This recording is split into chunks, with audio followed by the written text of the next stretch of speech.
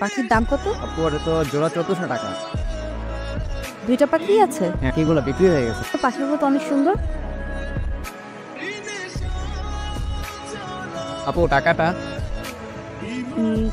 হ্যাঁ, 5টা minute wait করো, আমি তোমাকে টাকাটা দিয়ে দিচ্ছি।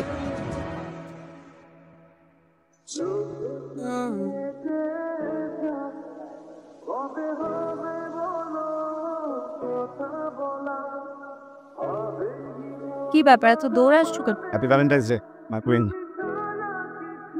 Thank you so much. তুমি এরকম দৌড়ে আসছো কেন? হাঁপাচ্ছ কেন? ও আর বলো না, ফুল আল্লাহ প্রদত্ত একটা সুন্দর জিনিস, তাই না? এই জিনিস টাকা দিয়ে কিনতে হবে তুমি টাকা দাও নাই? না। তুমি ফুল চুরি করে নিয়ে আসছো? চুরি কেন করবো? আমি ছেলেটাকে বুঝাই বলছি, ও তখন বুঝছে। আমি বলছি ফুলটা নিয়ে তো হাঁটা ধরছি, ও আবার কি যেন বলতে আসছে। আমি ভাবলাম যে ওর সাথে কথা বলতে গেলে তোমার কাছে দেরি হয়ে যাবে না, এই জন্য ধরতেছি। যাই হোক, 1400 টাকা দাও। আমি পাখি কিনেছি, পাখি বিলটা দিতে হবে। তো পাখি কই? পাখি তো আমি উড়াই নিচ্ছি। আর এই ছেলেটা অনেকক্ষণ ধরে দাঁড়ায় আছে, তাও না? একটা কথা বলি, হুম, তুমি আমাকে জাস্ট কয়েকদিনের জন্য 1200 টাকা লোন দিতে পারবা? আমার কাছে 220 টাকা আছে, 20 টাকা তো বাঁচতে যাওয়ার সময় লাগবে। হ্যাঁ, আর 200 টাকা দিয়ে আমি 1200 টাকাটা দিয়ে দিই, আমি দিয়ে দেবো, প্রমিস।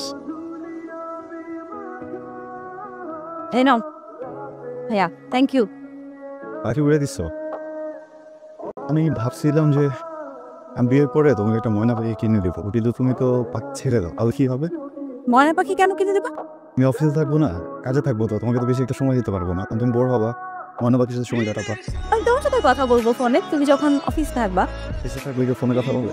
তুমি যদি বেশি ব্যস্ত থাকো, তখন আমি আমার ব্যাগটা গুছায় আমার বাবার বাসায় চলে যাবো, তো সেখানে আমি আমার টাইম পাস করবো।